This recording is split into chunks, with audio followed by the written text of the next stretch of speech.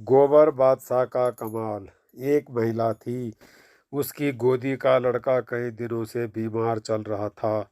कई वैद्यों की दवाइयाँ खिला चुकी थी। जिसने जो वैद्य बताया उधर ही लड़के को लेकर दौड़ती। कोई दवा काम नहीं कर रही थी। जो भी जान पहचान का मिलता तो यही पूछता था, अभी ठीक नहीं हुआ तुम्हारा लड़का? वो उसको सीधा सीधा जवाब देती, किसी की दवा नहीं लग रही है। एक दिन वो कहीं से लड़के के लिए दवा लेकर आ रही थी। रास्ते में उसे मोहल्ले का एक व्यक्ति मिला।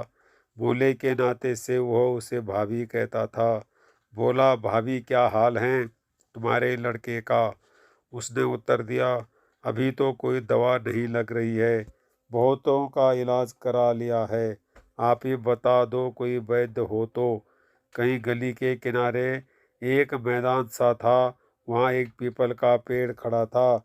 यहाँ गोबर हमेशा पड़ा ही रहता था। उसने उसी गोबर की ओर इशारा करते हुए मजाक किया, देखो वो गोबर बादशाह है। वहाँ पीपल के नीचे जाकर मत्था टेको और 2 अगरबत्ती जलाओ, ठीक हो जाएगा, लेकिन दवाएं खिलाना बंद मत करना। उसने कहा, अच्छा देवर जी, मैं यह भी करके देखती हूँ, और आगे बढ़ गई। एक दिन सुबह स्नान करके वह महिला वहां आई। वहां उसे कुछ नजर नहीं आया। फिर उसे याद आया कि उसने गोबर बादशाह कहा था। गोबर तो पड़ा था। उसने कहीं वहीं मत्था टेका और 2 अगरबत्ती जलाकर गोबर में लगाई और चली आई। इधर वो दवा भी खिलाती रही और उधर वो मत्था टेकती रही, अगरबत्ती जलाती और जब जय गोबर बादशाह कहकर चली जाती।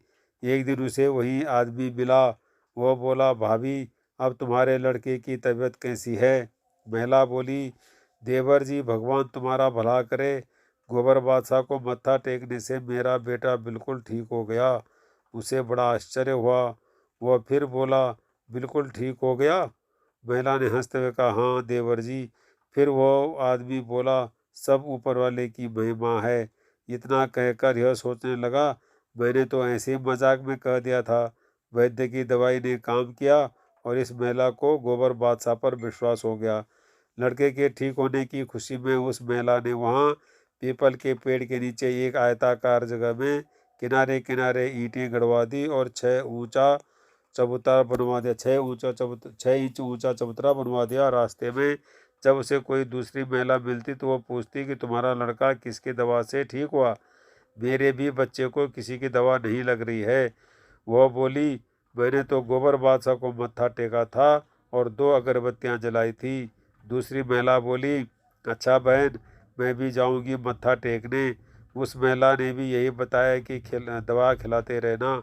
इस प्रकार जो भी उस महिला के पास आता वो उसे गोबर बादशाह का स्थान बता देती और साथ में हिदायत देती कि दवा खिलाना बंद मत करना। कुछ दिन बाद किसी को किसी वैद्य की दवा माफिक बैठ गई और वह ठीक हो गया। लेकिन उसने समझा कि यह गोबर बादशाह की कृपा से ठीक हुआ है। अब वहाँ मत्था टेकने के लिए टेकने वालों की भीड़ होने लगी। उधर से एक भिखारी निकला करता था। उसने देखा कि यहाँ पर तो कुछ नहीं था। धीरे धीरे यहाँ कमरा बन गया और कोई देखभाल करने वाला भी नहीं है। उसने यहाँ अपना डेरा जमा दिया। अब वो सुबह शाम को उसको पानी से धोकर साफ करता और अगरबत्ती लगा देता। आने वाले जो श्रद्धा से दे देते ले लेता। अब वह स्थान गोबर बादशाह के नाम से प्रसिद्ध हो गया। कुछ दिन बाद उस पुजारी ने साल में 2-3 तारीखें निश्चित कर दी। उन तारीखों में मेला लगना शुरू हो गया। मंदिर के आसपास फूल वाले लोग, धूप अगरबत्ती वाले, प्रसाद वाले, चाट वाले आधे रास्ते के एक और लाइन में बैठने लगे।